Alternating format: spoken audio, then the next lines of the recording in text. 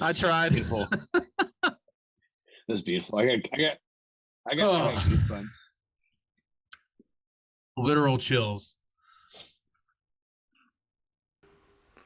Wow. You guys just missed the greatest intro that Line Game has ever had.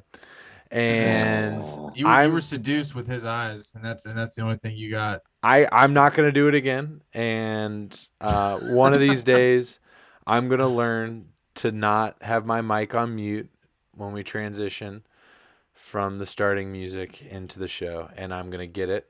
It's been like 3 shows now in a row that I've done that. So Thursday night, get ready. You're going to get a great intro. It's on. From yours truly. Signed, sealed, and delivered. Todd, Bobby, what's up, gentlemen? It's 11 days till Christmas. bro. How you doing? I'm Haven't done. even done any of my shopping. Christmas shopping's done. Look at you, man. Good for you. I got gifts in the mail, and your boy's rocking and roll. Well, I did nothing. Mary's like, hey, these are the 5 things you need to do, and do them by this date. And I just said, yes, ma'am. And I just took care of business. That's awesome. That's There you go. fantastic. Teamwork. Well, congratulations. Well, we got a good show for you guys tonight, as I indicated it in the intro before I realized my mic was off. We got another edition of Hall of Fame or Not. We're going to talk a little Steph Curry or LeBron. And is Urban Meyer the Antichrist? We'll discuss that and more on tonight's episode of Rally Tale Sports Town Hall Tuesday.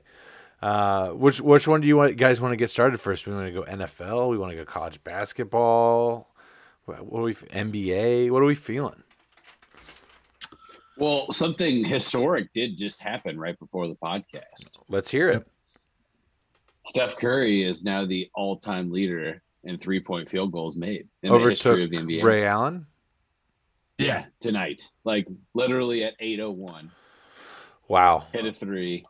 Yeah. I mean, that is against the Knicks, fast. Right? The Warriors are playing the Knicks tonight. Yeah, that's a historic He did it in the feat. Garden too. In the Garden, yeah, of course. All history takes place there. In 7 less years than Reggie, and like 9 less years than Ray. That's amazing. That's amazing. I mean, when I was a kid and I played NBA Jam, I was playing with either Reggie Miller or Ray Allen, and it was for those specific reasons of just because you hit every 3, every single one of them, Well, I think that's a good segue. But before we get into that, I mean, I brought my lunch pail. It is December, and I have another December for us. Very nice. And when you're naughty, you go to. Oh, the light is killing me. Oh, the light's killing me. It says hell. It says hell on it. I don't know. Try. I don't know what hell means in German. Hell. It's hell. It's something to do with beer. And this one is called the Flotzzinger. The Flotzzinger. And it is from Rosenheim, Germany. It is very good. Actually, I don't know. I'm about to find out. Yeah, pretty good. You know what? Germans good at beer. Go figure. Yeah, weird. They better be. Weird. Anyway, so that was December number 14. We're cruising right along. I missed one day over the weekend.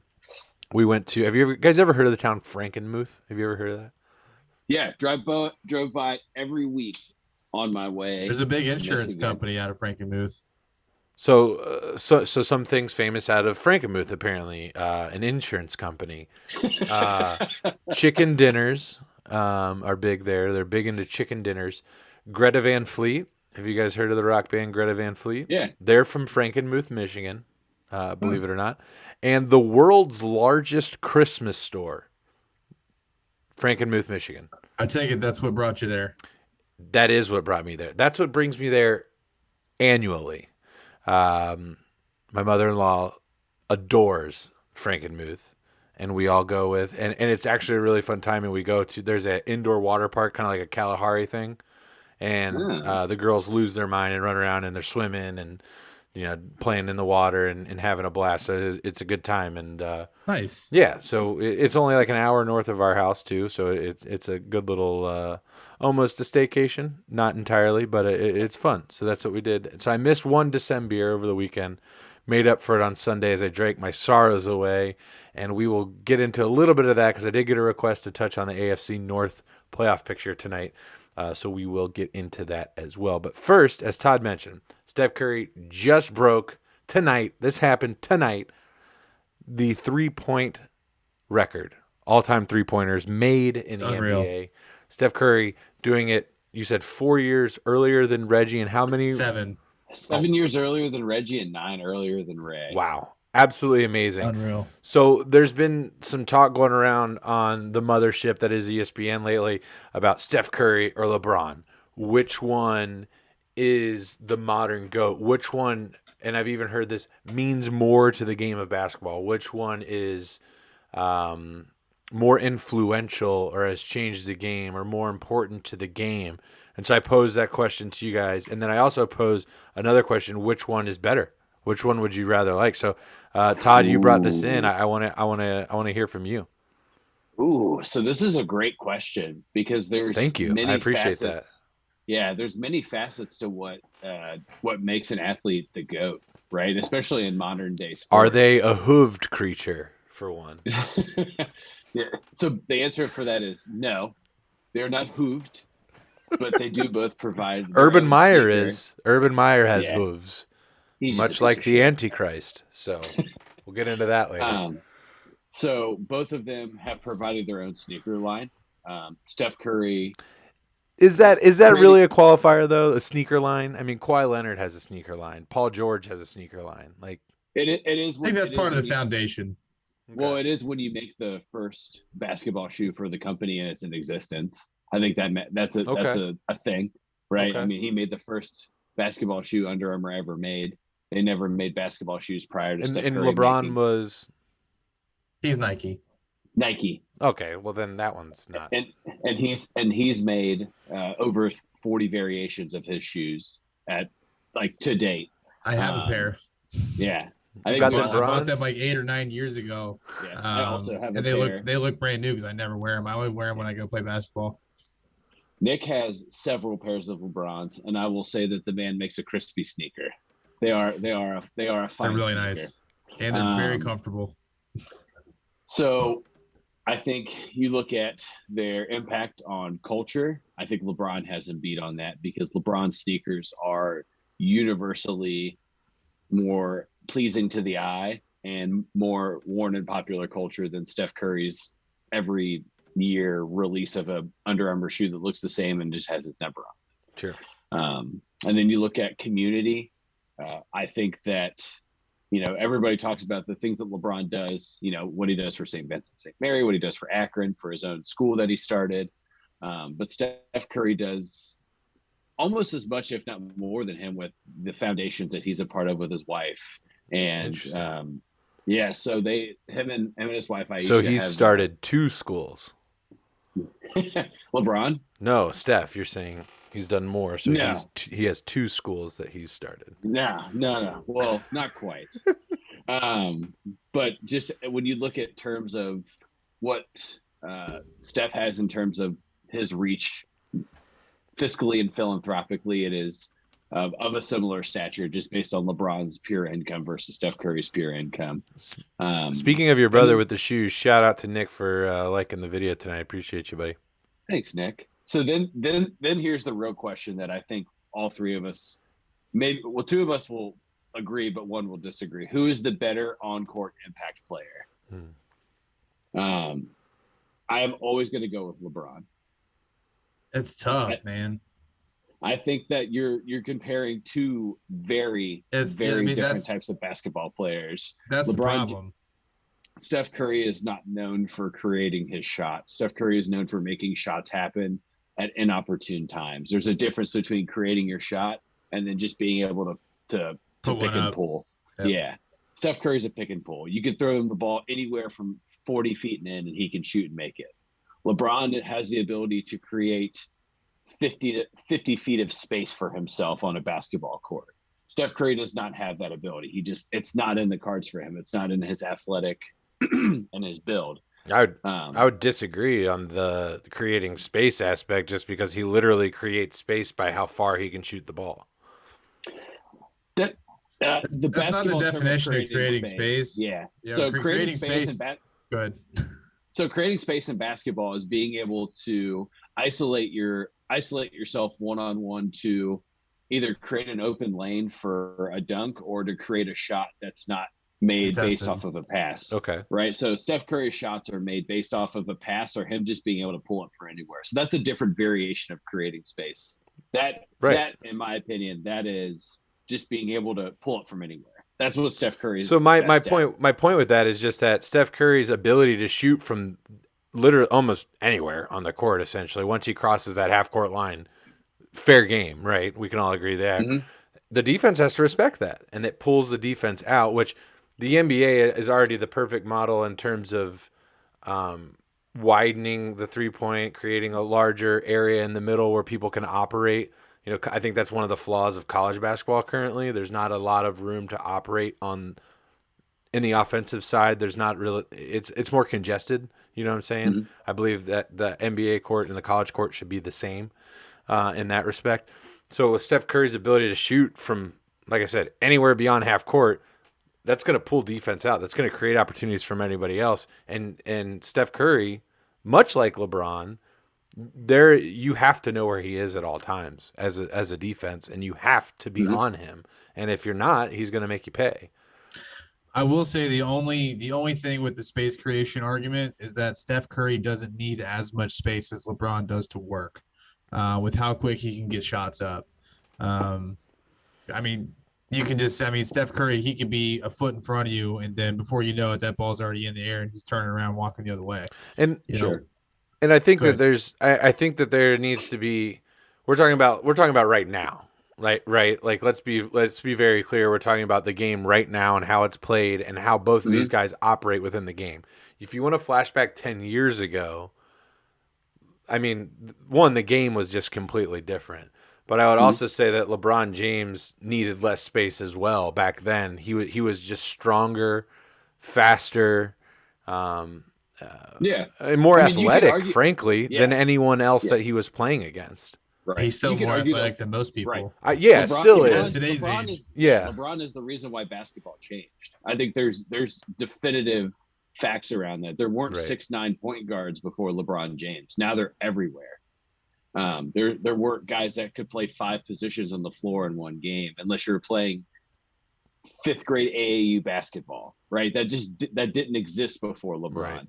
I mean, it did one time, and it was Magic Johnson, and it wasn't even remotely on the level that LeBron does it. Magic Johnson was 3 decades before his time, and I don't want to discredit him for his ability, but LeBron can guard anybody on the floor, no matter the circumstance. And I think that, and I don't want to discredit Steph Curry's defense either, because a lot of people give Steph Curry a hard time for not being a strong defender. He's not a bad defender. Now, he's not a great defender either, but he is somebody that you can put on someone of a similar stature to him, and he's not going to just give up the farm like James Harden, right? Like that's. I hate James Harden with a passion. You too? So, all 3 of us. Oh, it's a consensus. It's a consensus amongst Rally Towel Sports. James Harden is a piece of shit. Okay, good. I'm glad that's fantastic. This is actually, guys, this is the first time we're actually really getting into basketball conversation. I'm glad we are getting into basketball conversation. I love it. And it's gonna be fun as the months continue to go, and we get closer to spring is really when basketball starts heating up from both perspectives, obviously. So it's going to be a lot of fun. Chat, I want to hear from you. Who are your teams, college, NBA, whatever? Throw it out there. I want to hear from you guys and kind of so we can kind of gauge where the Rally Towel Sports family is at.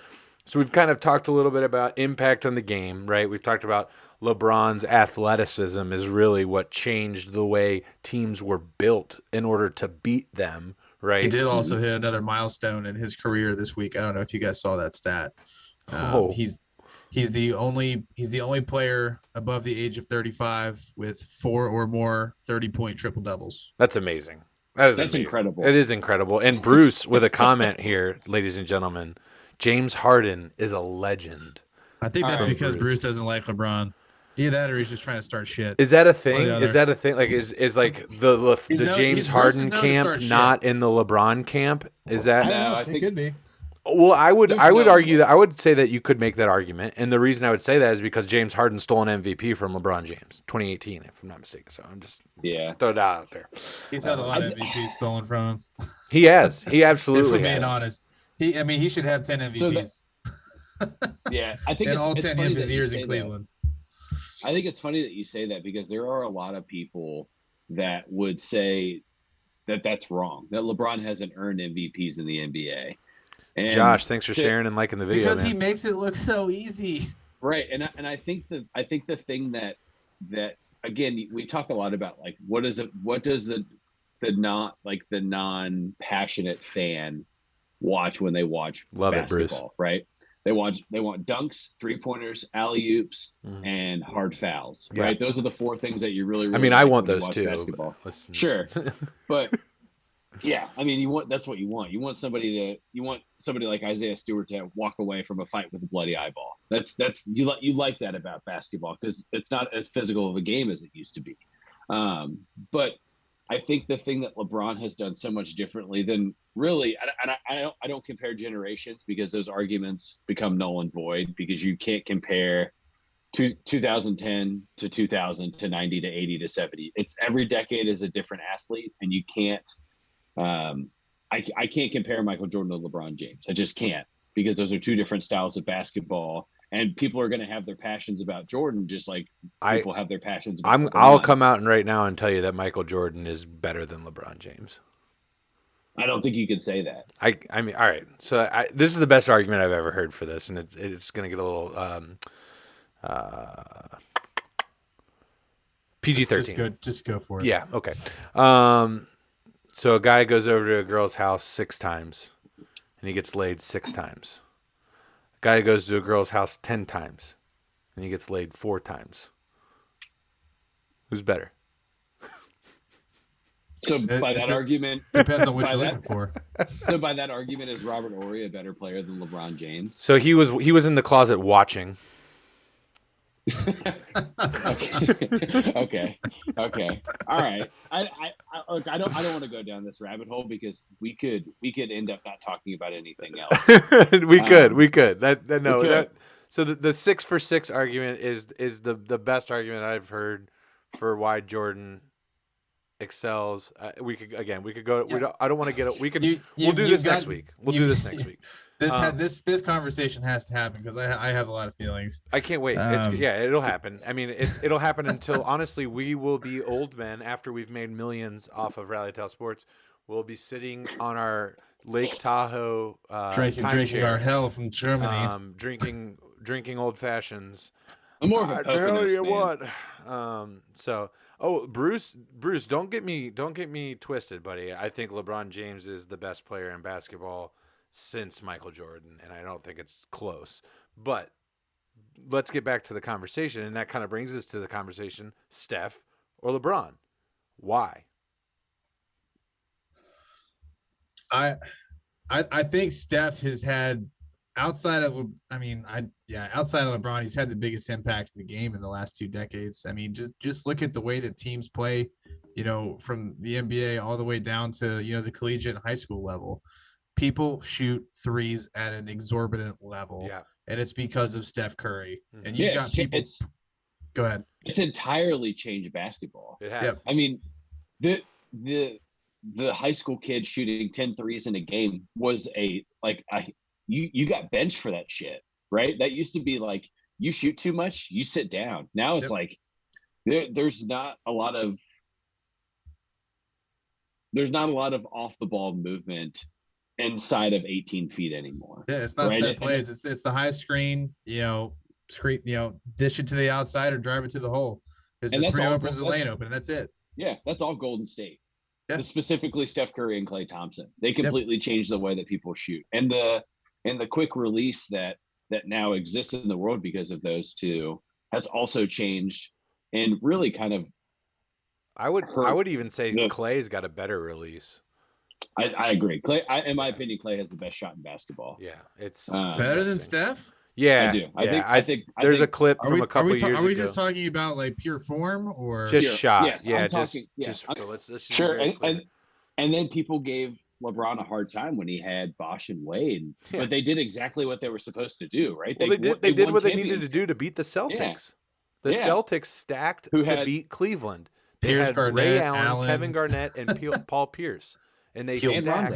Rondo? People want to label LeBron and Dwayne Wade and Chris Bosh as the creator of the big three and like this creation of power teams. It's bullshit. First of all, you could even trace this back to Kobe and Shaq doing it in Los Angeles. If you want to get real, you could trace it back to the Bulls, Pippen, MJ, Rodman. well, You could trace it back to the Pistons with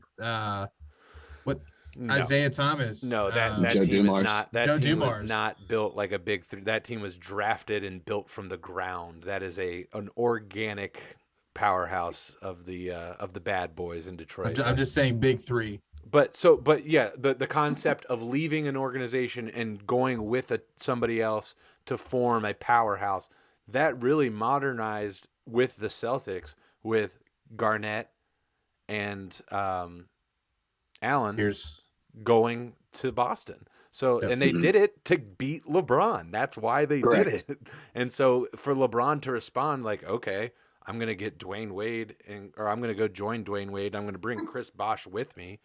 And for them to do that is just natural at that point. So it's a response. It wasn't their genesis. I think we're kind of all on the same page here though, in that, you know, in terms of Steph Curry and LeBron, we respect what both of them have contributed to the game. But at the end of the day, it's LeBron. LeBron he revolutionized. He was a god for a generation, really. And I'm not just saying. And I think Steph Curry's doing a really good job of bringing different people into basketball too. I think, you know, the guys that aren't necessarily the big, strong, down low, I'm gonna dunk it on you guys. They're like, I can do that. I can shoot, you know. So just giving a little bit more breath to the NBA for sure. I think. Yeah. So I think the the big variance is that LeBron paved the way for athletes to become better athletes in the NBA, right?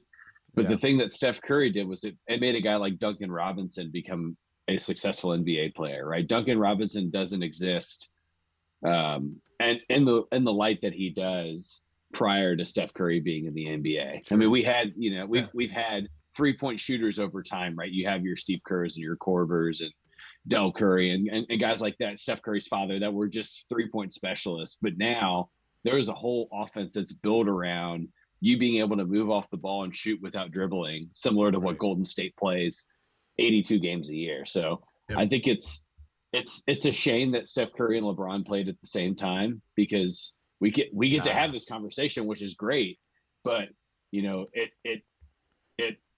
it kind of overshadows Steph Curry's impact on basketball, because LeBron's impact on basketball is greater overall. You know, and it's kind of like the argument about, I think Kobe Bryant gets overshadowed a little bit because he overlapped with both MJ and LeBron, right? Yep, absolutely. And so his entrance into the league was overshadowed. Well, was it? I mean, Kobe Bryant coming to the league was massive. He was a star before he even got drafted. But, you know, I think Kobe Bryant, had he come into a time after MJ, before LeBron, I think there would have been a different aura about him and a different perception in the way he was marketed and things like that LeBron got when he came in. The league needed LeBron, though. The league needed it. And they needed him at 15. He was 15 when he was on the cover of Sports Illustrated. He was 15. Think about that. Yeah. Like, pretty amazing. And didn't get a dime for it. Yeah. Right. And there's only one other athlete that we've seen, or professional athlete that we've seen, that did that, and that was Bryce Harper. So it's pretty crazy. You guys ready for this top 10 list that I've got for you? Yeah, I think let's wrap up the NBA talk. We got more basketball for you later, college basketball, but Bobby's got a little treat for us, a little trivia. Yeah. I mean, in honor of the 3-point record being broken. The top 10 in 3-point field goals made in the NBA all time. Okay, Steph Curry, Ray Allen, Reggie Miller. Yep. So I got the top 3. Done. This is where it gets interesting. This will be fun. top 3 or top. Okay. Jason Terry. He's number 7. Wow, nice call. Jesus. Thank you. I mean, is Jordan on there? He's not. Okay, He's not even close. Wow. Well, thanks, Bob. None of your big scorers will be on that list. It's guys that literally just shot 3-pointers. Okay. I think you'll be surprised. Is Gary Payton in the top 10? Nope. Kobe? No. Nope. Penny Hardaway? Nope. Didn't play long enough. Steve Kerr? Steve Kerr is my next guess. Nope. There are still a lot. There are still a few active players on this list. Active. Holy shirts and pants. Klay Thompson? Nope.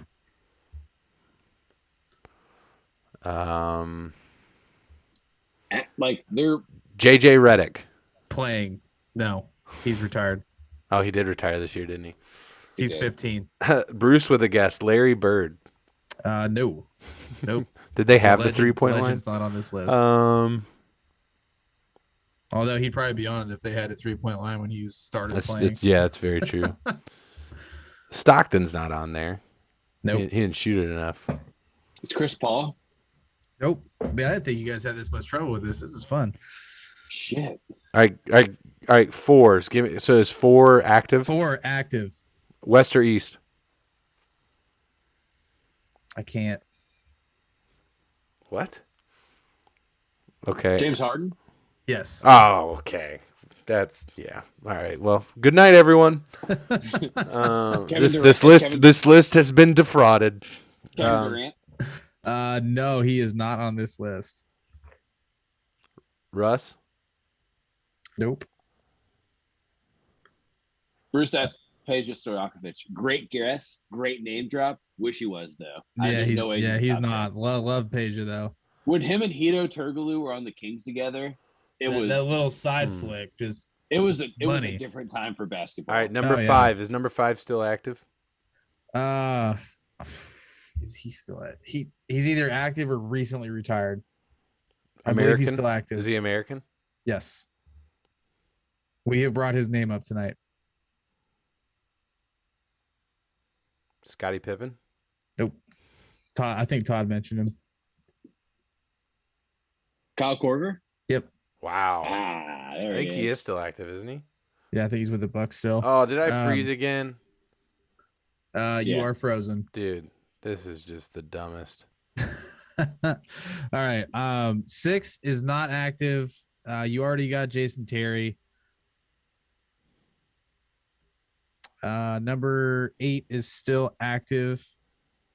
No, I apologize. He is not active. He just retired. Working on getting this video back up for us, ladies and gentlemen.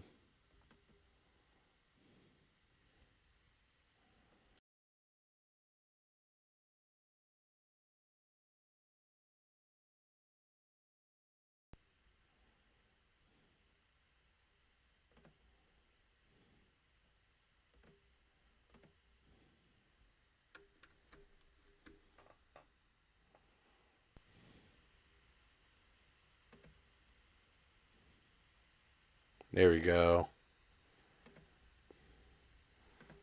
Wait, so you were already down to 9 now?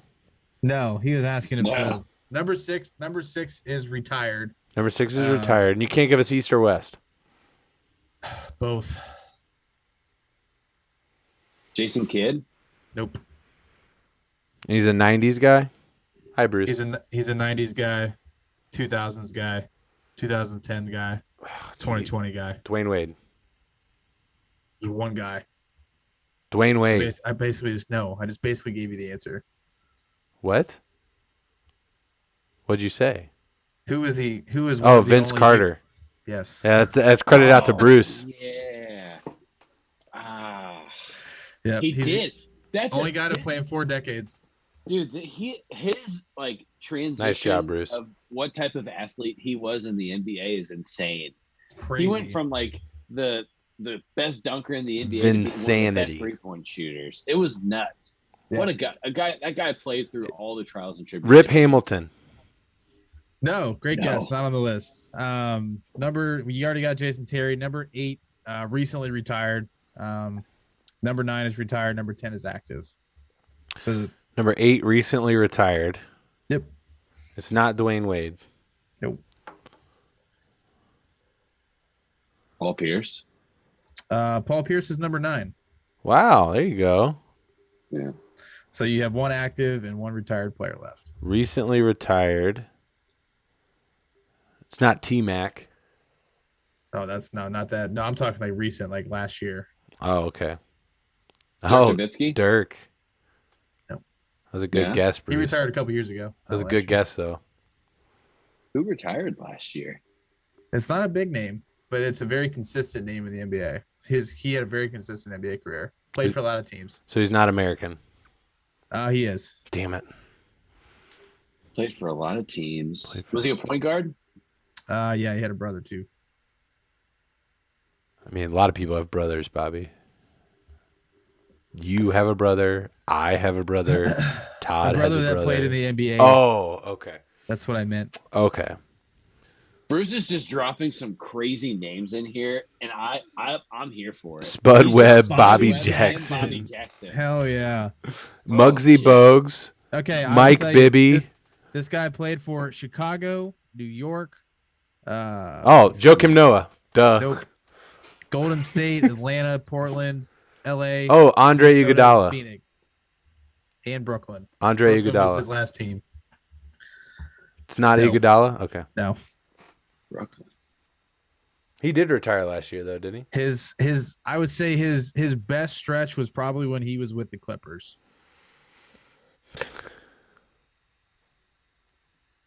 Said no What? one. I have no idea, Bobby. Who is it? It's Jamal Crawford. Wow.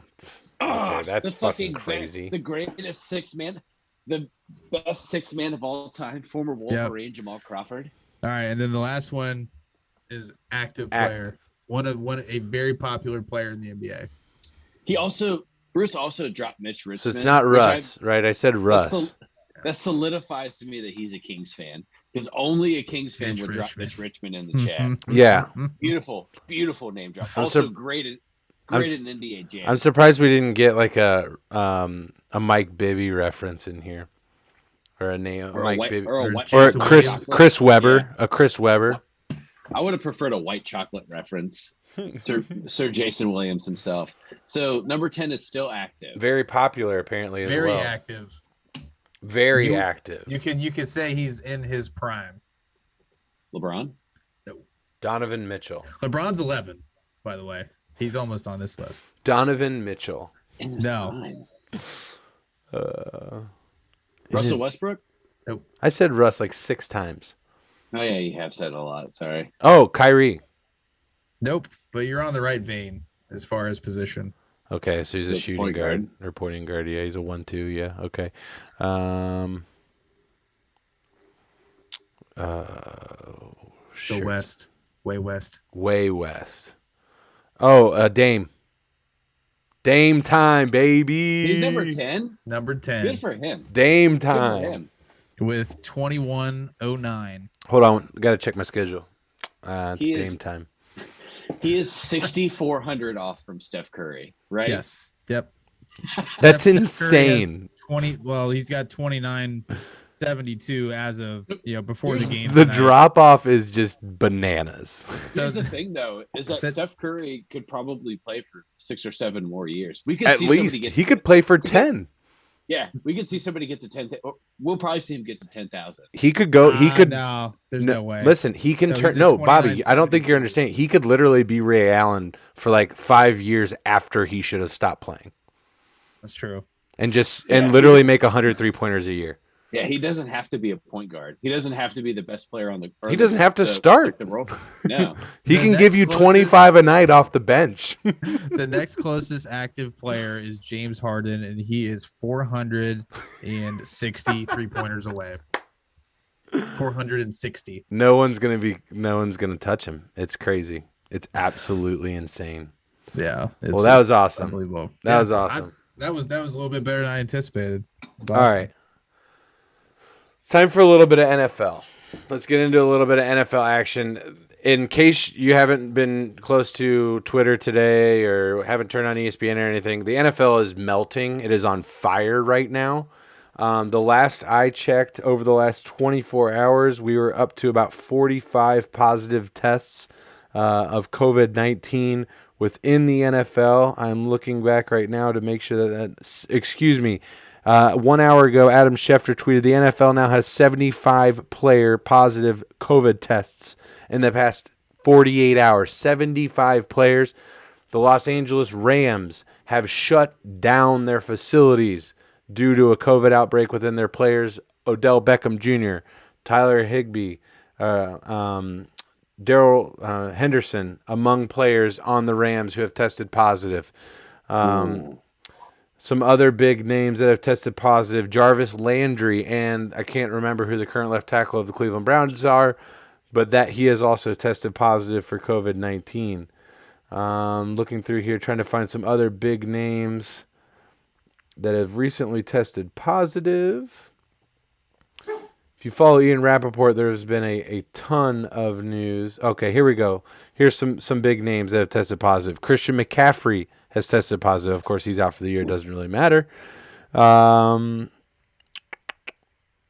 Rams defensive end, not left tackle for the Bengals, Jonah Williams. Kendall Fuller, Jarvis Landry, Austin Hooper, Wyatt Teller, Takaris McKinley, Drew Forbes.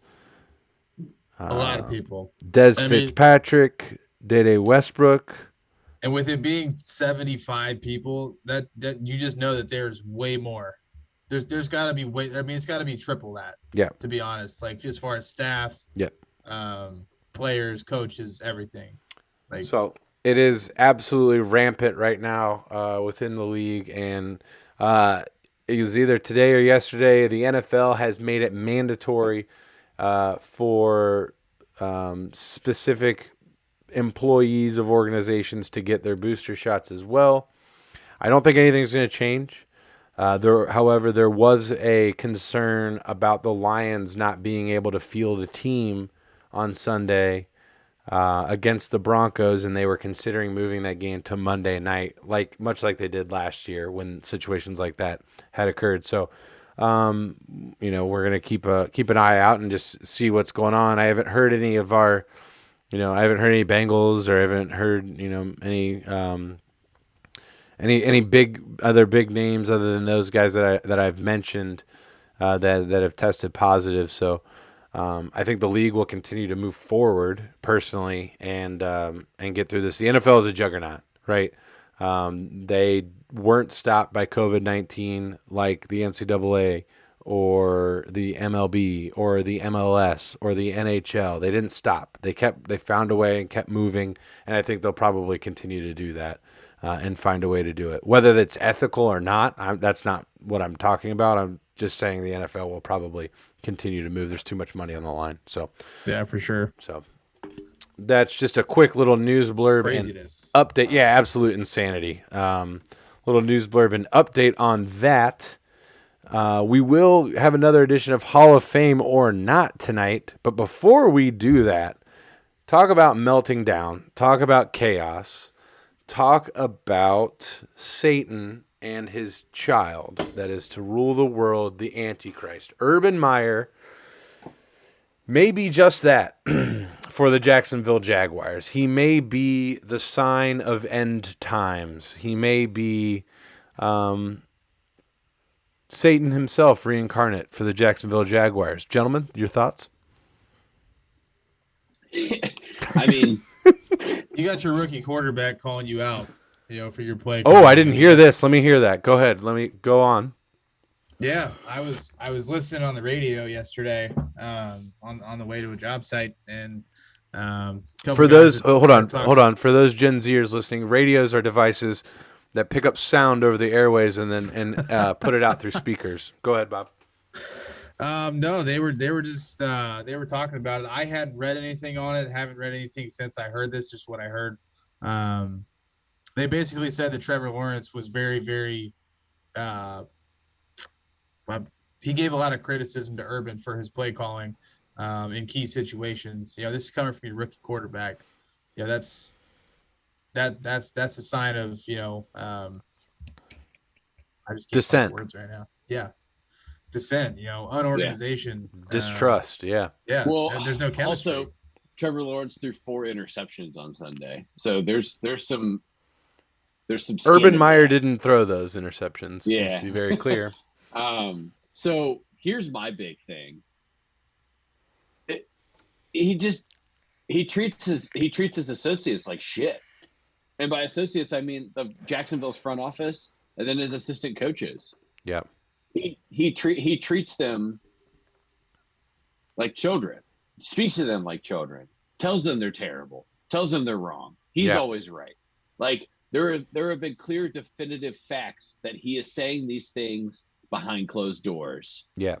And when you are trying to rebuild a franchise, which is what he said he was trying to do, right? He said he was going to try to rebuild Jacksonville. Yeah. That is not how you rebuild a franchise.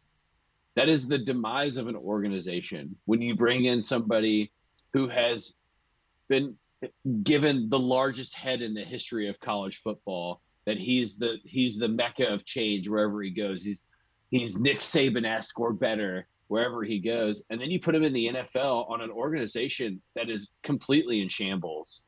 And then you say, fix it. And then you treat everybody like shit. It doesn't work that way. And let's be clear. The Jacksonville Jaguars were 1 game away from the Super Bowl less than 10 years ago.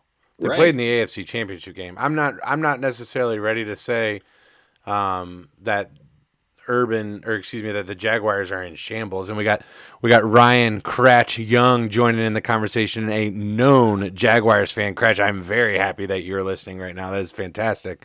I hope you and the family are well.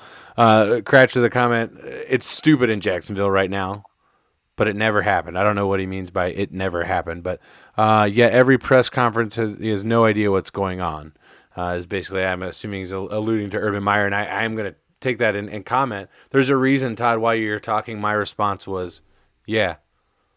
There's a clip of Urban Meyer being asked about his offensive line's performance. And he was asked, these offensive linemen are getting paid a lot of money. You would think that they'd be performing better. Is there anything that you have to say about that? Again, these guys have multi-million-dollar contracts. And you know what Urban Meyer's response was? Yeah. And that's it. That's all he fucking said. That's all he said. Not, we're going to get better. We're working on it. These guys are young. They're going to get better. I have confidence in them, which, by the way, is exactly what the fuck you hear out of Zach Taylor. We'll get to that in a little bit. But this mindset of throw my fucking hands up in the air, I'm a sore little loser bitch baby, that's what he's doing right now. That's what he's doing. Yeah. Look, I think that as a college coach, you have the ability to recreate what fits best to your structure, right? You have the ability. What do you mean by that? Expand on that. So when Urban Meyer, let's use Luke Fickell, for example. When Luke Fickell took over UC, he was taking over from Tommy Tuberville, who had really put that program in a really tight spot in terms of local recruitment and specifically recruiting on the defensive side of the ball locally. So what did Luke Fickell do? He took himself and his 2 best scouts, and they started recruiting in the GCL, the GMC, the East Northern Side, Kentucky, and right. So Boone County, Covcath, those schools, and he started grabbing the best defensive talent that wasn't going to an Ohio State or an SEC or a Power 5 school. So Luke Fickell had the ability to change the compass of UC by doing that, right? So Urban Meyer had the ability when he went to Ohio State to change the compass to fit what he wanted as Ohio State to be. So Ohio State has always been a running school with a quarterback that can throw accurately from 12 to 15 yards. Urban Meyer then integrated the mobile quarterback into Ohio State, minus Cardell Jones. So my point being that when you go to the NFL, you don't have the ability to just restructure and start over and change everything and get the pick and choose who you want, or go to Jimmy's mom and dad's house and preach to them what Jacksonville's going to bring. Right. Well, every week's like playing Alabama. Just remember that. Right. there's only so much money that Urban Meyer has to build the organization that he wants to build, right? Or the team that he wants to build. And I don't think that he realizes the ramifications, or maybe he doesn't. He's just a complete piece of shit. But I don't think he understands the ramifications of being in the public spotlight and not having your team's back, or at least having some sort of, not even an explanation, but just like a, yeah, I understand. Yes, you're right. He doesn't handle adversity well. No. It's something that you see from a lot of, college players and coaches that transition that are used to winning, and they've never experienced, a great amount of loss and having to overcome it. You see it from college players. You see it from college players. You see it from guys like Sam Darnold, who has gone through his life being the best and told that he's the best. And then he gets in the NFL and mediocre. Guess what, buddy? You're not. And he gets hit and he loses. And look at him now. He's not even starting on the team that just signed him this last offseason. So, Urban Meyer is not an exception to that. I've advocated multiple times on this show that I believe that head coaches should be treated like quarterbacks and that they should be given the grace period of more than 1 year. That is under the assumption that you operate like a fucking head coach. And Urban Meyer isn't doing that. He's operating. He needs to be gone. He's operating like a little bitch. He's operating like a. He is. He's operating like a guy that's like, well, I'm gonna take my ball and go home. He's acting like a pissed off 4-year-old who somebody just told him that they were doing something wrong, and he's like, no, fuck you. Exactly. When you're not acclimated to being at the bottom of the barrel, you don't know how to handle it. Right. And here's the thing. You got two fucking choices when you're down there. You're gonna figure out a way to get your ass up, or you're gonna bitch about it. And Urban Meyer's choosing the latter. He's choosing that. He's gonna complain and cry and pout and whine. Nobody in the NFL gives a fuck about that. You know what they're gonna do? They're gonna line up against you on Sunday and they're gonna bury you into the ground. Absolutely. And that's exactly what Mike Vrabel did, because Mike Vrabel is the opposite. When Mike Vrabel gets hit in the teeth, he chews up his teeth, spits out the blood, and then he's ready to fight again. That's what Mike Vrabel does. When Urban Meyer gets hit in the mouth, the vivid image, he cries about it. It's two different breeds of human. One's a football player, a guy that's been there, a guy that's done it, that's tough and can handle the adversity. And Urban Meyer is a guy that he's had a lot of success because he's been able to recruit very well. And I'm not going to take that away from him, because it wouldn't be right. Urban Meyer is a very, very good, arguably one of the best recruiters of all time. There's not a lot of college coaches that transition well into the NFL. Well, and just before we get to that, what he was able to do at Bowling Green, what he was able to do at Utah, at Florida, at Ohio State. I'm not convinced that he could go to Oklahoma next year and probably turn Oklahoma into a contender within 2 years. Right. I really, really think that's plausible, but nonetheless, the NFL is not built that way. The NFL takes time. You have to take your lumps, and Urban just isn't ready for that. Apparently, we got a comment here from Ryan that I want to get to here. It says y'all were commenting on Trevor and his 4 picks. You also have to understand that he has the 7 most pass attempts in the NFL, with rushing attempts at the bottom. So I'm assuming he's talking about the Jacksonville Jaguars' general rushing attempts. They aren't helping this kid out. Let's sit Robinson for Hyde. Then against the Titans, they went 8 rush attempts. What the fuck? So I get the frustration. That's absolutely. Ryan, I agree with you. It's good to talk to you, by the way. I agree with you that he's thrown a hell of a lot of passes, and that's probably attributing to why he's thrown so many picks. Their offense is very one-dimensional at this point. I don't think sitting James Robinson is the answer. I think getting James Robinson the ball more is the answer. That guy's a beast. He's one of the best offensive weapons that they have. They need to feed him more. And even Trevor Lawrence said they need to give James Robinson the ball more. Why did they sit James Robinson? What happened? Has there been any report as to why the guy Urban Meyer's a fucking dumbass? He's legitimately been the brightest light in that offense. Yeah, 100%. Yeah, I mean, The only thing that I can think is that they're phasing him out and they're getting ready for Travis Etienne next year. There's no other explanation that I can think Hey, of why. sure. send James Robinson to Pittsburgh. I'll take him. 1-2 Fuck punch that. with Najee. You got no. No. We'll take Absolutely Aaron not. Piss Rodgers off. too. That's a conversation for another day. Absolutely Piss not. off. Absolutely Piss not. off. But no, I mean that's what I'm saying. Like James Robinson is a desirable talent in the NFL. Yeah. I mean, there could be Sure. a workload thing. The season's gone. Why put carries on him right now? Why? There's that argument. Yeah, I mean that. He doesn't need the development. He's NFL ready. He's good. You already know he's good. Why would you risk injury to him? I can understand that. I mean, if that's where they're coming from, they need to come out and say it. Yeah, that they're packing it in. Or did Urban Meyer go with his roots and just trust the Ohio State running back? I'm just kidding. That's not a valid argument. It could be. You know, it honestly could be. No, somebody tweeted that, like, of course Urban would go with the Ohio State running back. And my initial reaction was like, yeah, fuck that guy. But there's no real logic to it. So, yeah. I mean, so at the end of the day, I'm not sure that Urban's able to escape this. I'm not sure that it's at a point now where it would make sense to move forward together as Jaguars and Urban Meyer. No. So Ryan's saying Robinson got benched because he fumbled 2 games in a row. That I wasn't aware of. Yeah, I wasn't aware of that either. Obviously, I'm not. At this point, I'm not diving into watching a bunch of Jaguars games. It's not on the top of my list. My pulse is not on Jacksonville statistics. No, it's not. But did you guys see the stat this week in the NFL that this is the first time since 2017 that in Week 14 we have not had a single team clinch a playoff spot yet? Wow. Saw that before we got on. Because the AFC is fucking ridiculous.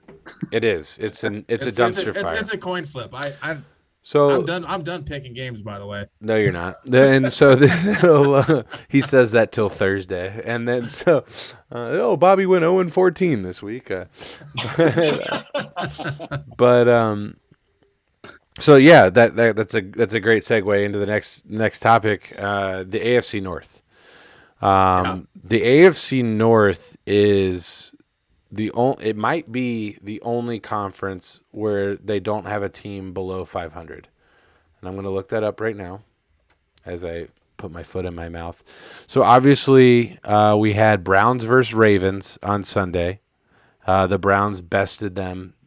And we had the Steelers on Thursday night against the Vikings. Steelers almost had a great comeback, but unfortunately did lose that game. Unfortunately for Bobby, not unfortunately for me and the rest of Houday Nation. But the Steelers dropped that one. And then the Bengals on the 4:00 slot against the 49ers.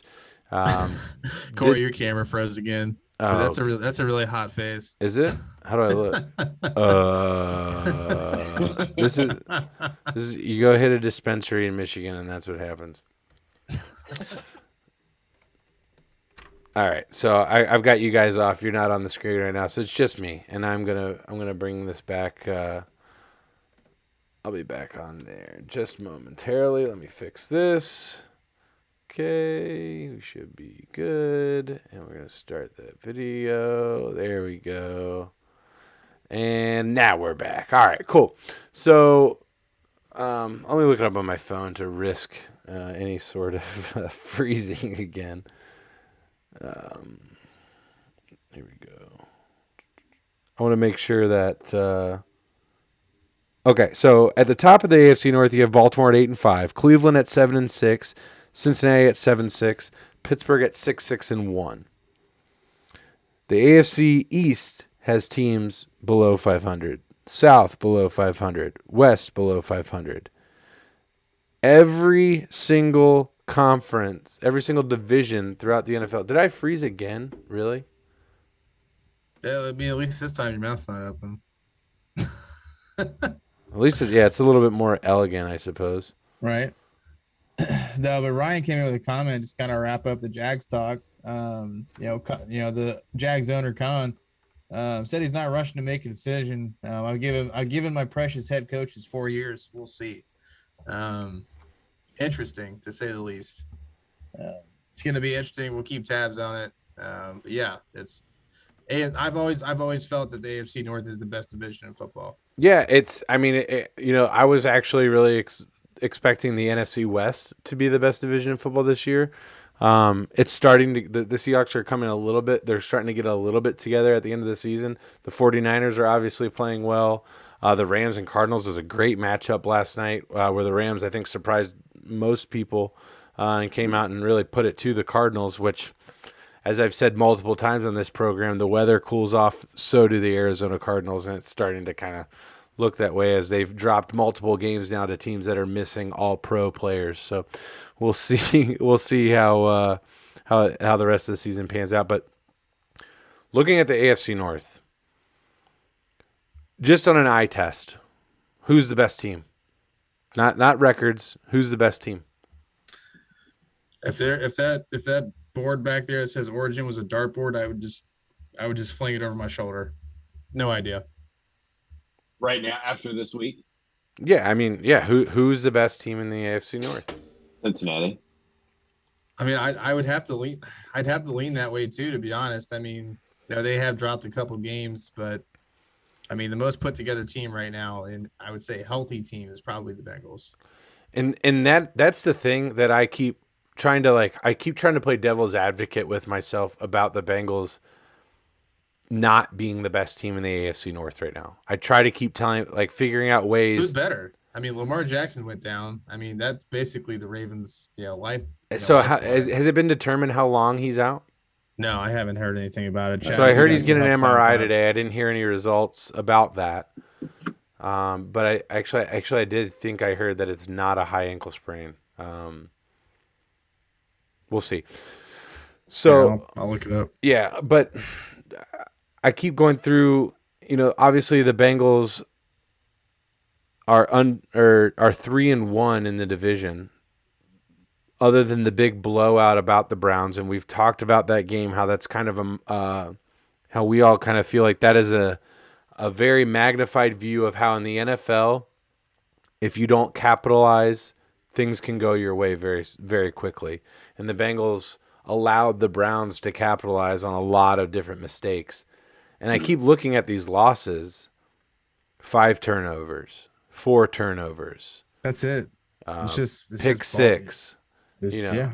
The only teams that have really beaten the Bengals are the Bengals. Those are the teams that are beating them. It's themselves. This is the difference between the NFL and college. In college, you can have a lot of turnovers and still win a football game. In the NFL, it doesn't matter who you're playing, doesn't matter what the record is. If you turn the ball over 4 to 5 times, you're probably going to lose. Yeah, and that's happened 2 weeks in a row for the Bengals. They turned it over 4 times against the Chargers, 5 times against San Francisco, and it's really tough to win. In both of those cases, though, they got right back into it and almost won those games. And I think if they play them again, I think they beat both of those teams. I just honestly think that they're better than those teams. I think Zach Taylor had a piss poor game plan going into that game, piss poor adjustments as well, until they had no choice. Yeah. Right. And the overtime play calling was not strong either. Well, it started out great. Great. Joe Burrow was 2 for 2 with 56 yards passing. And then who in their mind looks at that and says, you know what? Let's run the ball. Let's do it. Let's hand it off. 2 for 2, 56 yards. Yeah. It was like when they were getting back into that to the run where we've got 30 yards. Zach Taylor was like, fuck it. He's like, we got to get back in this game. Let's pull out all the stops. And then they got back in the game and forced it to overtime. And then they start running the ball. I was like, what the fuck are you doing? So here's the thing, just real quick, and we'll wrap up the AFC North talk. I think we all kind of think on paper the Bengals are the best team right now in that division. There's still only one game out. And then after this, I want to get to your Super Bowl picks, and then we're going to get into Hall of Fame or not. I want your prediction of Super Bowl right now. As a request, so we're going to do it, and then we'll get into Hall of Fame or not. But just real quick on Zach Taylor, I hated the play calling, absolutely hated it.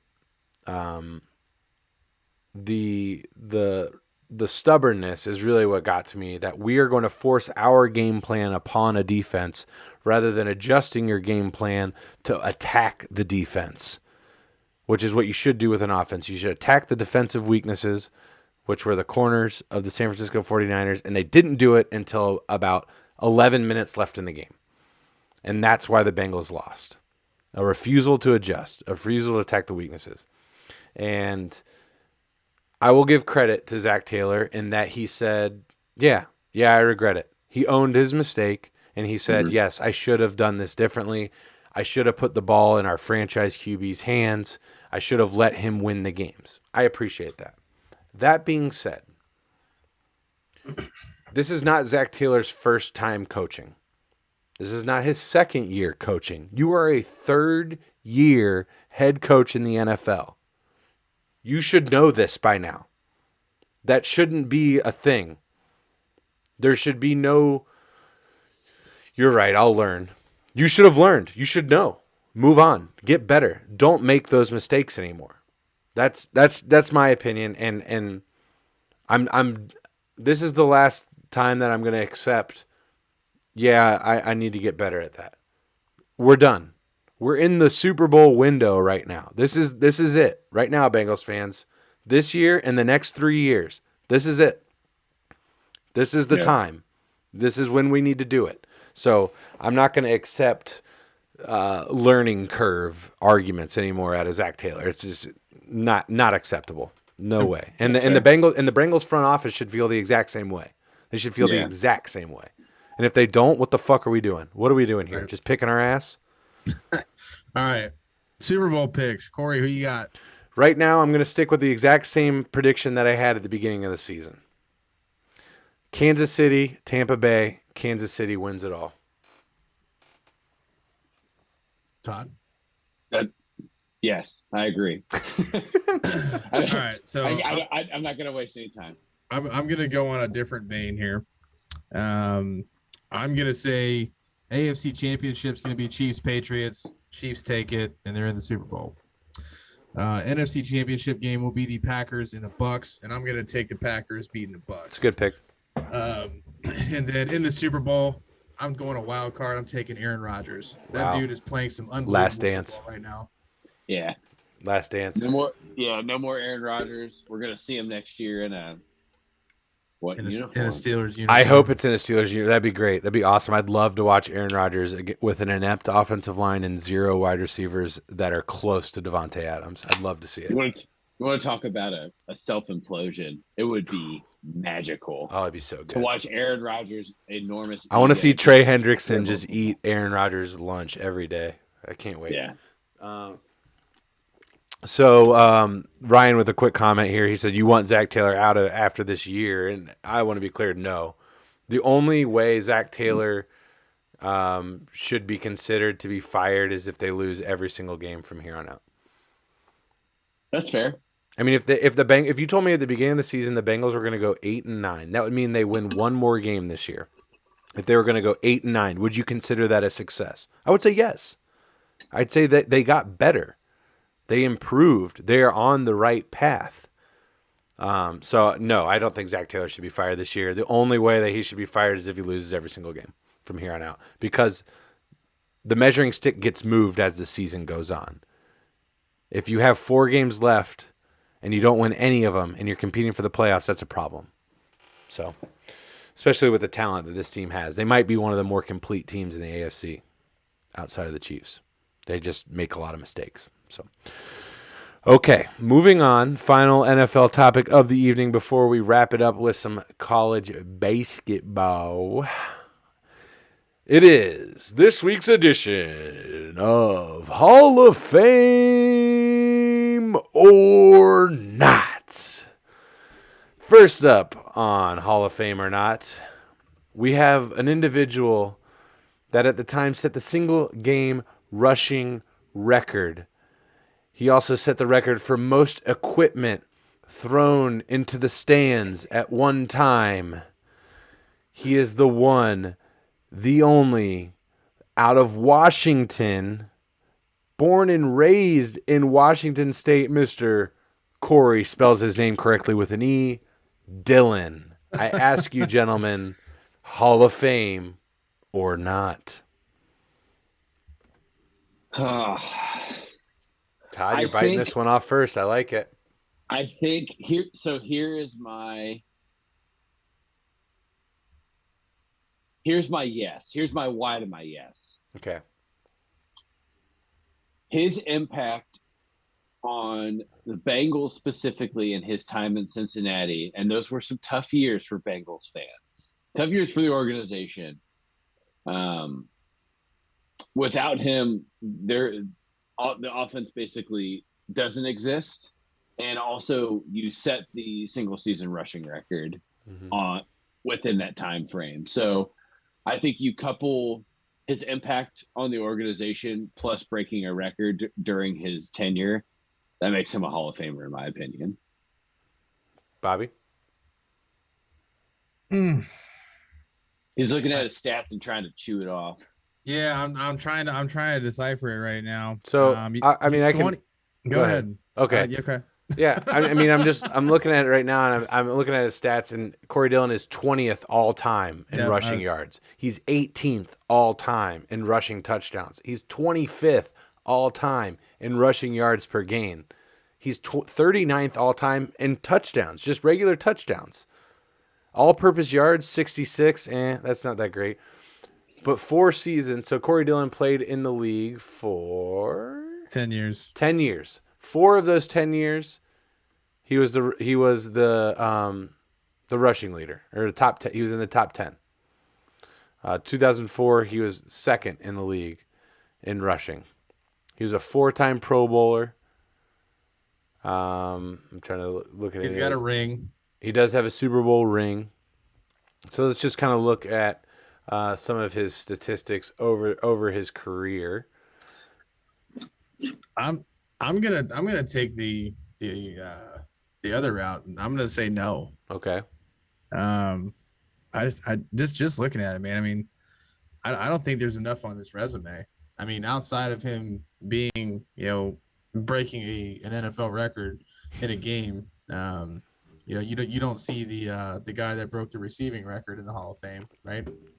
Obviously, I'm not comparing him and Corey Dillon, but I mean, so it's more than that. Just because you have an NFL record doesn't mean you should be in the Hall of Fame. All right, so fair enough. I would agree with that. Just on that basis alone, no, he should not be in the Hall of Fame. However, you said he's in the league for 10 years? 10 years. So 7 of those years was Cincinnati, arguably one of the worst teams in the league at that time. We can all agree about that. I was actually at that game versus the Broncos when he broke it. It was awesome. So, yeah, it was awesome. I remember listening to it on the radio. Again, Gen Zers, radios are their devices. They pick up sound waves over the air through a broadcast system and then project those sounds through things called speakers. So of those 10 seasons, 7 of those Corey Dillon rushed for over 1,000 yards. 7 out of 10 over 1,000 yards. 6 of those 1,000-yard rushing seasons, he did 6 back to back. Started his rookie season, he ran for 1,129, 1,130 the following year, 1,200, 1,435, 1,315, 1,311. Then he did he only started 11 games, ran for 541 yards his final season in Cincinnati. His first season in New England in 2004, Super Bowl champion season, 1,600 rushing yards for the Patriots, behind one of the best offensive lines in football at that time.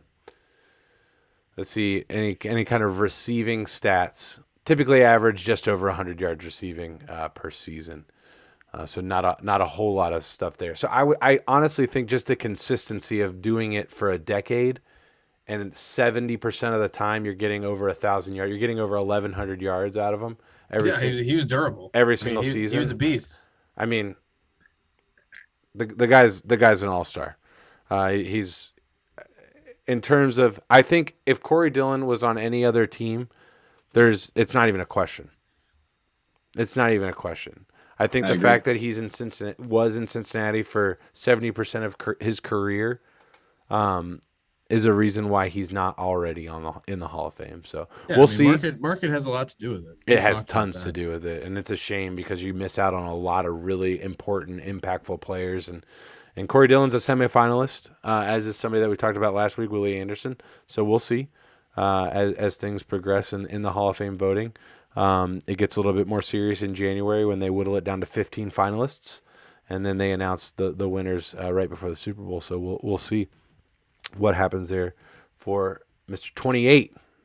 Mr. Corey, very close to your heart. One of your favorite players, at least when we were kids. Yep. Mr. Ohio State, Mr. Eddie George. So I ask you, gentlemen, Eddie George, Hall of Fame or not? Yeah, I mean, if I'm on the same vein and going off the same statistics as I, put Corey Dillon up against, I mean, he's 28 all time on the rush list. He's got 4 Pro Bowls, 1 first team All Pro. He had 9 seasons in his career, and literally basically the same running back, man. 7 seasons above 1,000. He did 5 of those in a row. Mm-hmm. Those were his first 5 seasons in the league with Houston, and then the latter 4 with Tennessee as they went from being the Oilers to the Titans. They're still the same franchise, just different location. Honestly, I was just playing Corey Dillon's argument to see Todd's face, and he looked like he just wanted to punch me in the face. So the only thing I will say is that, like, when people argue the wrong thing, that's it. So I think Eddie George is similar to Corey Dillon in terms of statistics. I would say that he's like Corey Dillon light, though. You know what I mean? Every statistic is just a hair below. Yeah, I mean, I would say Corey Dillon was the better running back for sure. Yeah. I would agree. There's no argument. There's no arguing that statistically or literally. I mean, they both had 4 Pro Bowlers. They were both Offensive Rookie of the Year. They both had 4 seasons in the top 10 in terms of rushing yards per game. Eddie George doesn't have a ring, so he has more of a reason to not make it than Corey Dillon. Fair. Eddie George is literally a yard and a half short of having a ring. He didn't have the ball, but nonetheless. Derek Mason. In terms of rushing touchdowns, Eddie George is lower on the list. He's low. It's tough. I think he's a borderline guy. I think Eddie George will get in because of his marketability during his time in the league. Yeah. More than Corey Dillon, and that's the game that it is. It's bullshit. I think Corey Dillon's a better running back. I would if I had to pick, one in their prime, I would rather have Corey Dillon just because I think he was a better catcher. He was a better top speed guy. Like he got to his top speed so fast. Like before he even cleared the linebackers, he was at his top speed. Eddie George was a little bit more shifty though, I would say. Eddie George was also enormous. We haven't even talked about that. If you want to talk about receiving, actually Eddie George was the better receiver. He had more receptions and more yards. That does not mean that he was the better receiver. Let's be very clear about that. Statistically speaking. So he had Steve McNair. I would, he had Steve fucking McNair. Okay. Corey Dillon had Jeff Blake. Come on. Whoa. He had Jeff Blake and John Kitna. Relax, Todd. John Kitna. Sheesh. So, here's my 2 cents. Todd's about do to I think he here. deserves to be in the Hall of Fame? If we're talking, they're kind of apples to apples. My argument is very similar for both of them. I say yes. Yeah. I think that Eddie George is more deserving of a college football Hall of Fame than an NFL Hall of Fame. Okay. Eddie George's impact on college football was much greater than his impact on the NFL. Okay. But Eddie George was and is significantly more marketable than Corey Dillon ever attempted to be, which also makes him a better fit than Canton. Eddie George is a nice face to look at. He'll look great in the jacket. He's a very eloquent speaker. Very marketable. And he's coaching at an HBCU, which makes him even more marketable to Canton. So it makes sense that he would make it in. Yeah, and I think he should be. And I think he was the Hall of Fame, in my opinion, is an archive of historical times within the NFL. And I don't think you can talk about the early 2000s and rushing attack without talking about Corey Dillon and without talking about Eddie George. I think they're both very important, very prominent in rushing in that time in the NFL, and I think it'd be a misjustice to not put either of them in. I agree. So the next guy that we got to talk about, we've got two more on the list. They're both wide receivers. This next guy, 6th overall pick in the 2011 NFL Draft, out of UGA. This gentleman, Adriel Jeremiah Green. So I ask you, gentlemen, AJ Green, Hall of Fame or not? Right now, no. Hard with an active player, isn't it? Yeah, it's tough. Yes. Man. Especially with AJ. He had some great seasons with the Bengals, man. 7 consecutive Pro Bowl great seasons. Yeah. I mean, he was the heart and soul of that offense for a long time. I just don't think he's done enough. So he is. Let me just give you some statistics on AJ Green real quick. He's top 50 in receiving touchdowns all time, top 50 in receiving yards all time, 7 Pro Bowl. Done. I think when it's all said and done, he's in. If he retired today, it would be. I don't think he's first ballot. So receiving yards per game, he's top 20. Touchdowns, 119th. Yards per reception. I mean, Andy Dalton could never put the ball in the end zone, and AJ Green is a part of that. Yeah, I would say this is all on Andy Dalton, to be honest. So AJ Green's first 5 seasons in the NFL, he had over 1,000 yards receiving. In 2017, he also had over 1,000 yards receiving. Currently, with the Arizona Cardinals, he has 654 yards and 3 tutties. You put AJ Green with an Aaron Rodgers or a Tom Brady, or even a guy like Tony Romo, like somebody who can get the ball down the field. Like AJ Green has a much different career. I'm gonna say he's not gonna make it in. I don't think AJ Green's got the statistics, especially when you look at the wide receivers that are around him currently in the league, because that's who he's going to be competing with.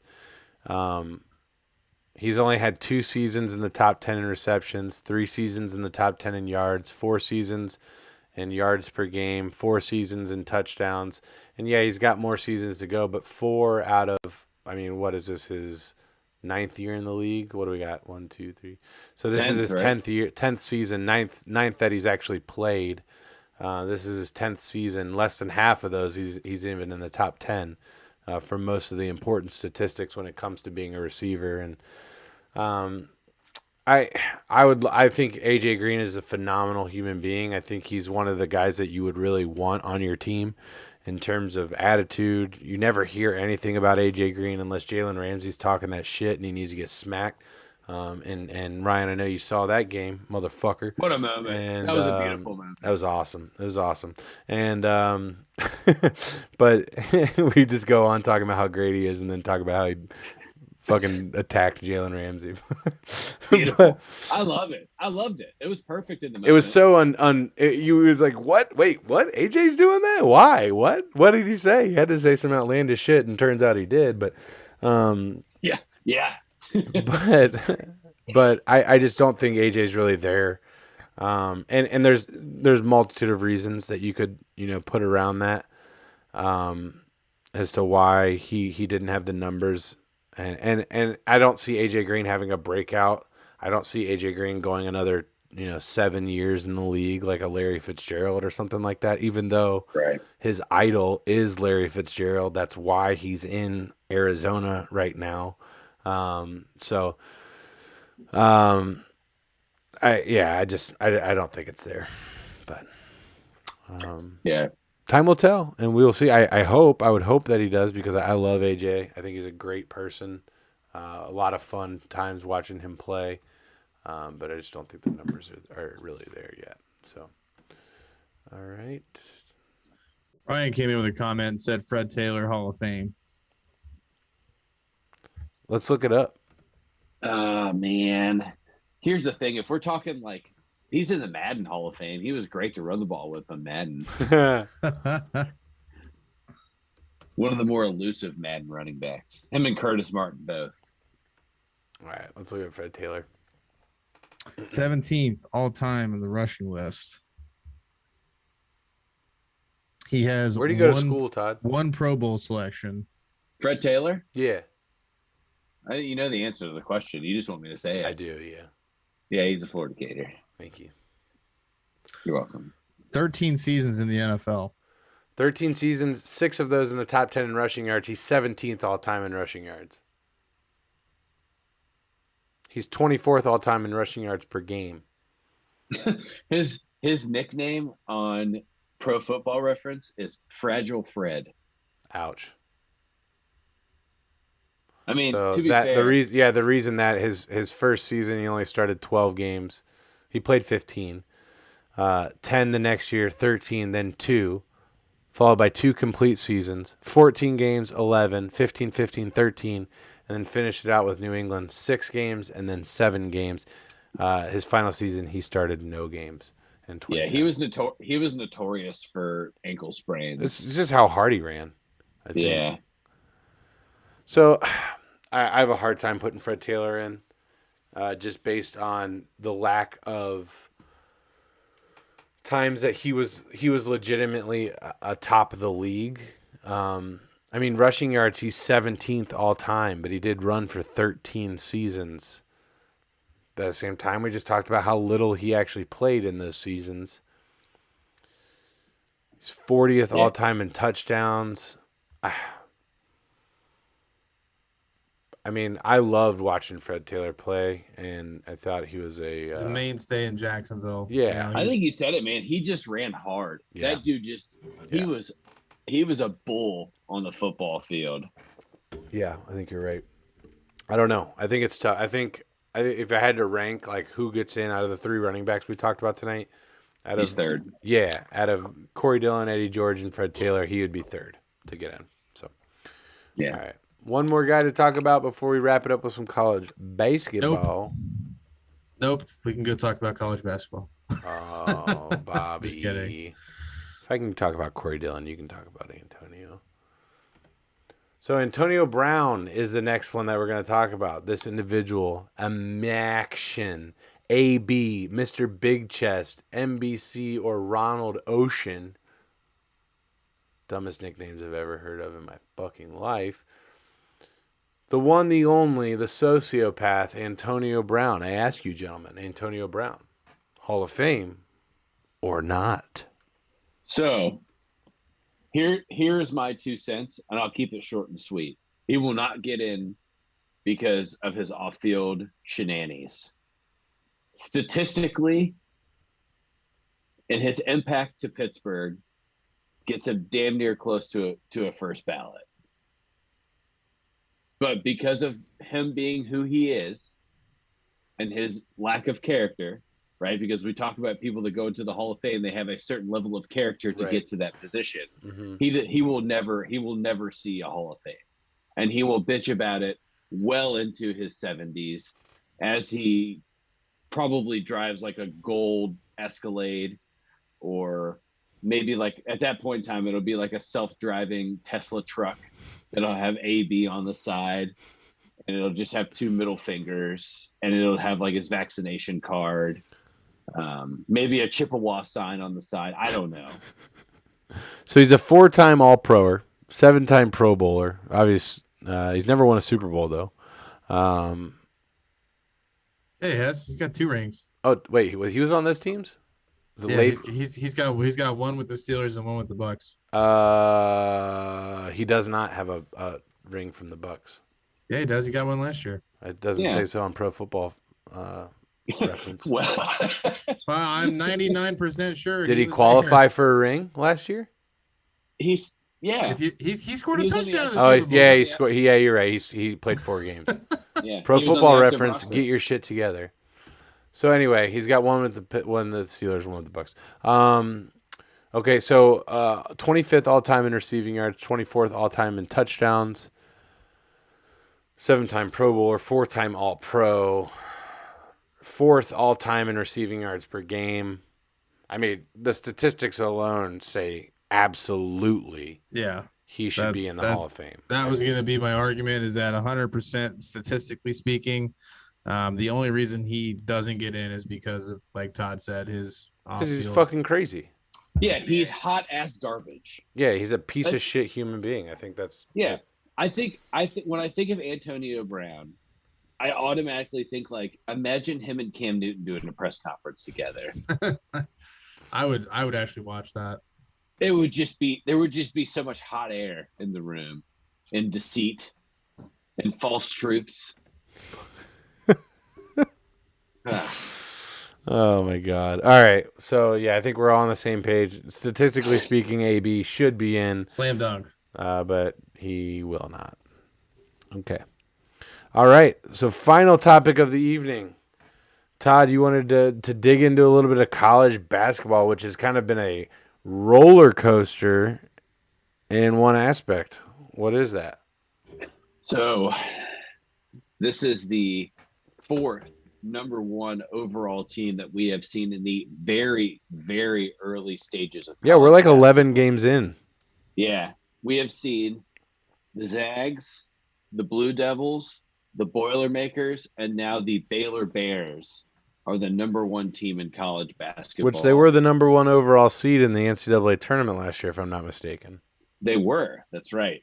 I think just from my, let's call it 3 cumulative hours of watching college basketball, and reading some articles and trying to kind of decipher who is the real legitimate threat as a top tier college basketball team. Boys, there's not an answer right There's now. not. And as you say that, you know, one of the teams that pops into my head as a contender, a team that is consistently playing, you know, at a high level, has improved over the last few years. Alabama comes to mind as somebody that could compete for a national championship this year.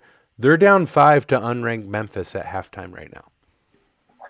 So that's the thing, right? It's like, so Purdue gets to the number 1 spot and unranked Rutgers. By Ron Harper Jr. Incredible. I didn't know Ron Harper had a son, but he plays for Rutgers and he beat the number 1 overall seed, or the number 1 overall ranked team. Gonzaga loses 2 games in a week, still ranked 3rd. Duke loses a game. They're number 2 overall in the country right now. They're currently up on South Carolina State. Real metal tuster here, 96 to 55. Still with 3 minutes to go.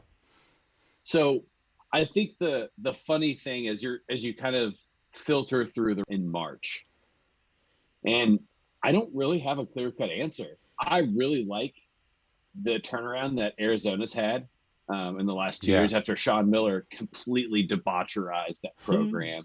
Shame on him for what he did to Arizona. He took a perfectly, well-established program and turned it upside down and almost ruined college sports for Arizona. Yeah. But I think when I'm continuing to look through, I think if you are a college basketball fan, you need to be concerned about the Pac-12. There are some teams coming out of the Pac-12, specifically the Bruins, the Arizona, 3 of them having 1 loss. And I think the Pac-12 is going to be it's going to give the ACC and the SEC a run in the college basketball tournament. Because when I think about how teams impact the tournament as a whole, I think about conferences, because you throw out pretty much any mid-level conference team, except for maybe once a decade a Cinderella team comes out like a VCU or somebody like that. That's not going to happen this year. There's not any Chicago, like Loyola. Right. Yeah, there's no nuns just picking games. So I'm gonna push against that. I think there are a couple of teams. Let me give you my teams that I think right now. I think the SEC is the best conference in basketball right now, and the reason behind that is I think you have 4 legitimate Final Four contenders in the top 25 right now. I think Alabama is legit, even though they're down to Memphis. I think Alabama is a legit team. Auburn is a great basketball team, a well-coached basketball team that is built to go far. I think you got to watch out for Tennessee. And the other one is LSU. LSU's undefeated, guys. They haven't lost a game yet. So just keep that in mind. LSU basketball program has also turned around. Arkansas sitting there at 24. I'm not really sitting there saying Arkansas is going to be somebody that's going to be pressing for. Oh my gosh, I'm frozen again. You can just cut me off, guys. It's okay. I know how to handle this effectively now. Bobby and I were on Thursday, and I didn't have the method. Now I've got it figured out to where I can get it done in a matter of seconds. Seconds. See? You see that? Okay.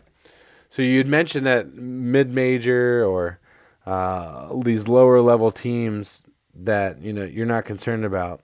I had mentioned a few. I don't have a few. I have one team that I'm really excited about that I got to see over the weekend that I'm going to be starting to keep an eye on. It's the Colorado State Rams, baby. Look out for Colorado State. They're 10-0. They just beat Mississippi State on Saturday, 66-63. Earlier this season, they have also beat Creighton, which Creighton, you're like, oh, okay, cool, they beat Creighton. Creighton's a decent basketball program. They're consistently in the NCAA tournament. They consistently win a couple of games in the NCAA tournament. So just putting that in there, a little notch in Colorado State's belt. Big test for them. A decent game on Saturday. They're playing Tulsa. It's a decent game. Tulsa's a 5-5 team.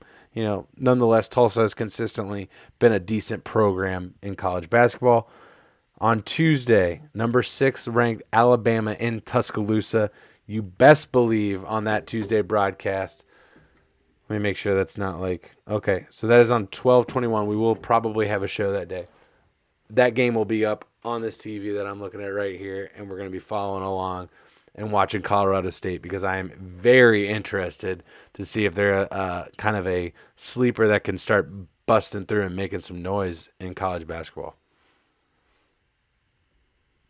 All right. I can get behind that. That game could go one or two ways. Dude, you're right. Typically, Alabama, yeah. Well, you either win or lose. That's fair. That's usually how basketball works. Alabama, in my opinion, is probably that right now. If we're sitting right now in this moment, they're my team to win the national championship. I agree. I don't think that there are too many other schools that match up toe-to-toe with the speed and the size that Alabama possesses. So let me be clear about my notion about Colorado State playing Alabama. Even if they don't win, I don't think that you're like if Colorado State loses, you don't write them off. No. I think it's how they play against Alabama on the road because on the road at Tuscaloosa in that arena against Alabama with all their fans is very different than when you're playing in, I don't know where the Final Four is this year, than when you're playing in, a Sweet 16 matchup against Alabama in fucking Dayton or something like that. You know what I'm saying? Sure. Very different. Yeah. No, I'm with you. I think it'll be very interesting. I think another school, not necessarily a mid-major, but a school that everybody should keep their peepers on is Seton Hall. Seton Hall has a lot of... that's a 90s reference, boy. Yeah. They have a ton of upper-class experience. And they have been laying the smack down on everybody that they have been playing. And that is actually a team that I did watch. I watched almost the entirety of their game against Texas when they played Texas in the Big East Big 12 battle. And they were able to beat the Longhorns by 4. But that game, the score of that game does not speak to the ability that Seton Hall was able to control the clock and control the ball for the whole game. Mm-hmm. It's just that Texas is just big and fast and strong, and that's a great program. But Seton Hall is a team that I think if they get seated appropriately in the right bracket, and that's a team that could make a big swing come March, early April. But my point of all of this being is that if you are a college basketball fan, make sure that you got your panties on real tight because you're going to be in a whirlwind of emotions, because I think that this is just the beginning of the flip-flops of the number one overall team in the country until we get into March Madness. Yeah, it's going to be a lot of fun coming down the stretch. I think we're going to start seeing more and more upsets. And I think college basketball is one of the more level playing fields in college sports. And that's due to lots of things, but money probably being one of the bigger things. But I think college basketball is one of those things where you don't necessarily have to be a major conference to be somebody that can go to the NBA. John Morant's a great example of that. And you're starting to see that these blue chip programs aren't necessarily the only route for dominant players in the NBA, and other people are recognizing that, and players are going elsewhere, and you're seeing programs all around the country really start to improve. Like Alabama, for instance, was not a basketball school 10 years ago. I'm sorry, they just weren't. And they're starting to be a really, really formidable force within college basketball. Just looking within the top 25 right now, I mean, even Baylor 10 years ago, not even really on the radar. Seton Hall, that's primarily a women's basketball powerhouse behind UConn.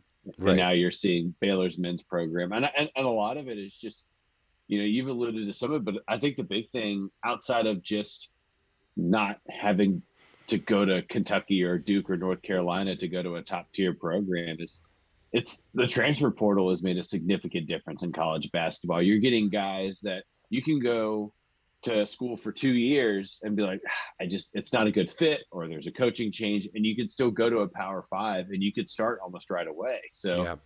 I think it's really interesting to see how what schools that kind of develop their underclassmen into upperclassmen, like a Seton Hall, what they're doing with those programs and how they're kind of they're patching in the transfer portal to get some graduate transfers or guys like that to kind of fill the roles.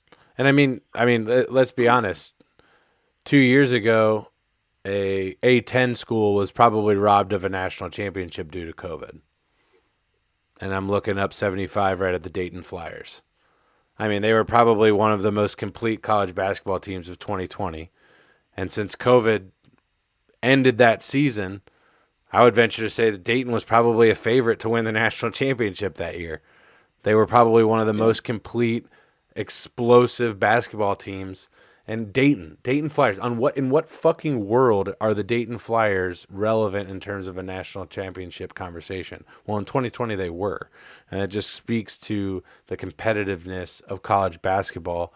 And it's going to be a really, really fun March Madness this year. If this first month and a half of college basketball is any indication of what we're going to be getting in the late parts of spring, it's going to be a lot of fun. So I think I don't know about you guys, but I think we're pretty much wrapped up for the evening. Unless you guys got anything else, we're losing Bobby over there. He's falling off. He's got to go kill some people on Modern Warfare, I think. No, I'm going to bed. Oh, Bobby's resting up for an early day. No, I appreciate everybody that came out and joined us tonight. The chat was awesome. I appreciate Bruce, Ryan. I appreciate you guys jumping in the chat there, and everybody that liked and shared the video. I need to mention this because Friday is the day that it starts. We are doing a bowl pick'em challenge. If you want to get in, it's just $10. $10 get you in. Half of the money goes to the Covenant House of Michigan. I think we're sitting around 7 or 8 people currently. So looking at around $40 if you win the whole thing. Cool. Nice little couple apps and beers at B-Dubs, I think. But the rest of the money, of course, going to the Covenant House of Michigan. So hit one of us up if you're interested in getting into our college bowl game pick'em, and we'll get you involved. But other than that, we'll see you guys Thursday night we got Chargers Chiefs Thursday night, don't we? Big game Thursday night. It'll be an awesome game to watch for sure. Can't wait. Yeah. Can't wait. All right, everybody. Thank you so much for hanging out, and we'll see you Thursday. Peace.